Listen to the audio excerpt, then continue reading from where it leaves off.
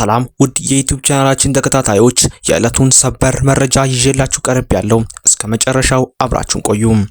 ክቡራን አድማጮች አዳዲስ መረጃዎች እንዲደርሷችሁ ይህን የዩቲዩብ ቻናል ሰብስክራይብ በማድረግ ቤተሰብ ይሁኑ እያልኩ ወደ መረጃው እመራለሁ። ቀኑ በፈረንጆቹ አቆጣጠር ኦክቶበር 10 2025 ዓ.ም ነው። ነገር ግን ይህ ወር እናንተ እንደምታስቡት እንደ ሌሎቹ ወራትና ቀናት አልነበሩም። የሚሰራው እየሰራ የተኛው ተኝቶ ነበር። ነገር ግን በዚህ ቀን ያልታሰበ ድንገተኛ ነገር ይፈጠራል።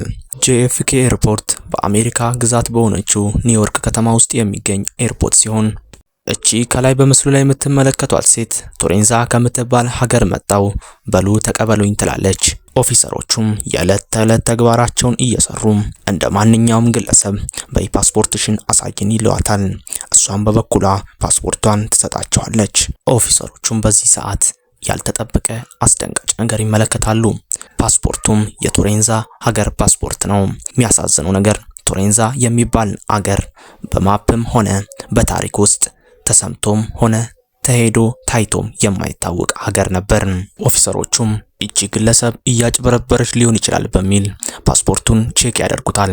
ፓስፖርቱም ከወትሮው ፓስፖርት በተለየ በጣም ጠንቅቅ ያለና ትክክለኛ ፓስፖርት ሆኖ ይገኛል። ይህንም ያልተጠበቀ ነገር ያየው ኦፊሰሩም ሴኩሪቲ ጠርቶ ሴትየዋን ወደ ምርመራ ክፍል ያስገቧታል። ከጥቂት ሰዓታት በኋላም ግለሰቧ ይሄ የኔ ዓለም አይደለም፣ የት ነው ያለሁት? አሜሪካ ነው እያለች ያስገባትን ሴኩሪቲ ትጠይቀዋለች። ሴኩሪቲውን በበኩሉ አዎ ይሄ አሜሪካ ነው በማለት ይመልስላታል። እሱም ግራ በመጋባት ቆይ ይሄ ነገር በስህተት ሊሆን ይችላል በማለት ፓስፖርትሽን እንደገና ቼክ አደርገዋለሁ በማለት ይሄዳል። ውድ አድማጮች ከዚህ በኋላ እንግዲህ ሁለተኛው ተአምር ይፈጠራል። ሰውየውም ቼክ አድርጌ ሄዳለሁ ብሎ ከተመለሰ በኋላ ሴትየዋ በስፍራው የለችም። የት እንደገባች፣ የት እንደጠፋች፣ የት እንደተሰወረች አይታወቅም።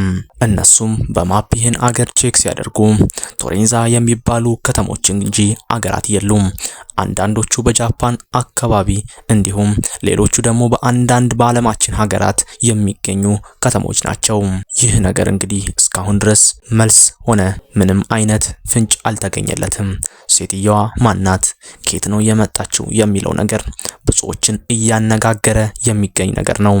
እናንተም ውድ አድማጮቻችን ሐሳብ አስተያየታችሁን ኮሜንት ማስቀመጫው ስር አስቀምጡልን። ግራ የሚያጋባ ነገር ነው።